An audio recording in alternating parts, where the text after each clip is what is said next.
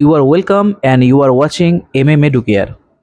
সব থেকে বড় খবর উঠে এলো এসএসসি নিয়োগ দুর্নীতি মামলার যে 2016 যে 25,000 প্লাস শিক্ষক শিক্ষিকা এবং গ্রুপ সি ও গ্রুপ ডি কর্মীদের চাকরি বরখাস্ত যে হাইকোর্টের রায় ছিল, সেই নিয়ে এখন আরও একটা বড় খবর সামনে এলো। সেটা হচ্ছে অবৈধ নিয়োগ রুখতে রাজ্যের সমস্ত শিক্ষকদের নথি চাইল শিক্ষা দপ্তর।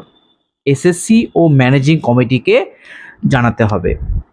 এবার কলকাতা হাইকোর্টের নির্দেশে রাজ্যের সমস্ত শিক্ষকের তথ্য চাইল শিক্ষা দপ্তর। এখানে সমস্ত শিক্ষক বলতে প্রাইমারি নয়, শুধুমাত্র হাই স্কুলে সমস্ত শিক্ষকদের কিন্তু নথি চাওয়া হয়েছে। সোমা রায় বনাম পশ্চিমবঙ্গ সরকারের মামলায় রাজ্যের সমস্ত শিক্ষকের তথ্য চেয়ে পাঠিয়েছিলেন কলকাতা হাইকোর্টের বিচারপতি বিশ্বজিৎ বসু। এই নিয়ে স্ট্যান্ডার্ড অপারেটিং প্রসিডিওর পাঠালো রাজ্য শিক্ষা দপ্তর। কিভাবে শিক্ষকদের তথ্য পাঠাতে হবে তার বিবরণ দিয়ে এসওপি জেলাগুলিতে শুক্রবার পাঠালো শিক্ষা দপ্তর। 27 মের মধ্যেই সেই তথ্য আদালতকে জমা দিতে হবে হার্ড কপিও। এর জন্য প্রধান শিক্ষকের তরফে IOSMS পোর্টালে তথ্য তুলে দেওয়ার চূড়ান্ত সময় দেওয়া হয়েছে 25শে মে, মানে মাত্র এক সপ্তাহ হাতে সময় রয়েছে। 100% নির্ভুলভাবে দ্রুত এই কাজ সম্পন্ন করতে হবে, মানে কড়া নির্দেশ। জেলা স্কুল পরিদর্শক, সহকারী জেলা স্কুল দর্শকের সেই হার্ড কপি সংগ্রহ করার নির্দেশ দেওয়া হয়েছে। এর জন্য বিশেষ উদ্যোগ নিয়ে বাড়তি কর্মীদের এই কাজের জন্য নিয়োজিত করতে হবে তাদের। মানে এই যে ভোট চলছে, 4র্থ দফা ভোট হওয়ার মধ্যে এখনও 3টি দফা রয়েছে, এর মধ্যে কিন্তু তড়িঘড়ি এই কাজটা করতে হবে। জানা গেছে অবৈধ শিক্ষক নিয়োগে খুঁজতে সমস্ত শিক্ষকদের প্রাথমিক বাদ দিয়ে নথি যাচাই করা হবে।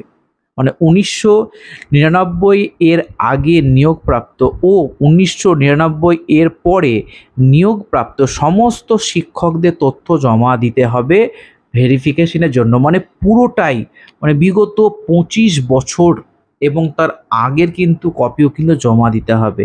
স্কুল সার্ভিস কমিশনের মাধ্যমে নিয়োগপ্রাপ্ত শিক্ষক ছাড়াও ম্যানেজিং কমিটির মাধ্যমে নিযুক্ত শিক্ষকদের তথ্য তুলে দিতে হবে। মানে এর আগে এসএসসির আগে কিন্তু ম্যানেজিং কমিটির মাধ্যমে কিন্তু নিয়োগ করা হতো, সেখানে কিন্তু ক্রাইটেরিয়া ঠিকঠাকভাবে মেনটেন করা হতো না। কিন্তু সেই সময়কার শিক্ষক শিক্ষিকা হয়তো আর সেরকমভাবে নেই, কারণ 25 বছর আগে নিয়োগ যদি হয় তাহলে মোটামুটি হয়তো 2-5 বছর চাকরি রয়েছে, এমন কিছু শিক্ষক পাওয়া যাবে যদিও এখনও।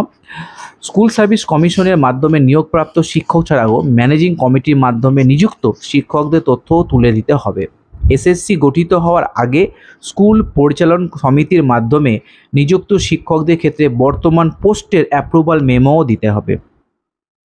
ওই তথ্য অনলাইনে কিভাবে আপলোড করতে হবে তার স্ক্রিনশট সহ বিবরণ তুলে দেওয়া হয়েছে। এই বিষয়ে শিক্ষানুরাগী ঐক্য মঞ্চের সাধারণ সম্পাদক কিঙ্কর অধিকারী বলেন, জেলায় জেলায় সকল শিক্ষাকর্মীদের তথ্য সংগ্রহের নির্দেশ ডিআইয়ের। সকলকে কাঠগড়ায় তোলার মধ্য দিয়ে জনমানসের সার্বিকভাবে সরকারি শিক্ষা ব্যবস্থার প্রতি বিরূপ প্রতিক্রিয়া সৃষ্টি হবে। এটা কিন্তু স্বাভাবিক যে একটা যে এসএসসি 2016 নিয়োগ মামলা দুর্নীতি চলছে বা এটা মানে সূত্রপাত হয়েছে, সেইটা হতে হতে কিন্তু পাশাপাশি আরও বিগত কয়েক বছরে কিন্তু নথিও কিন্তু দেওয়া হবে। কিন্তু এই কাজটাকে আদৌ ঠিক হচ্ছে কিনা সেটা সময়ই বলবে। তবু কিন্তু এত পরিমাণে যদি যাচাই করা হয় তাহলে কিন্তু একটা স্কুলে যদি এমনটা হয় এবং যদি এর মধ্যে অনেক শিক্ষক শিক্ষিকা বাদও চলে যায় তাহলে স্কুলের হাল এমনি খারাপ রয়েছে, শিক্ষক শিক্ষিকা এমনি নিয়োগ করা হয়নি, আরও অবস্থা কিন্তু খারাপ হবে। তাই আমরা চাইবো যেটা সরকার এবং কোর্ট যে ঠিক করবে সেটার মধ্যে মেনে নিতে হবে, কিছু করার নেই। তাহলে দেখা যাক 25শে মের মধ্যে কি নির্দেশ আসছে এবং কিভাবে রিপোর্ট জমা পড়ছে, তারপরে পরবর্তী কি আপডেট হবে সেটাও কিন্তু তোমরা এই ভিডিওতে পেয়ে যাবে। তাহলে আজকের মতো এইটুকুই।